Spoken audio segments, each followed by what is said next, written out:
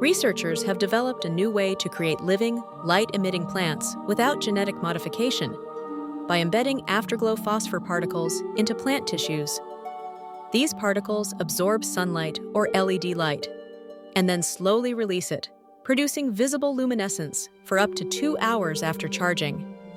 The team optimized the particle size, around 5 to 7 micrometer, to ensure even distribution and strong brightness, finding that succulents, thanks to their uniform internal structures, showed the most intense and uniform glow. By using different phosphor materials, the plants could emit green, red, or blue light, enabling multicolor effects. The researchers demonstrated a glowing plant wall made of 56 succulents bright enough to softly illuminate their surroundings.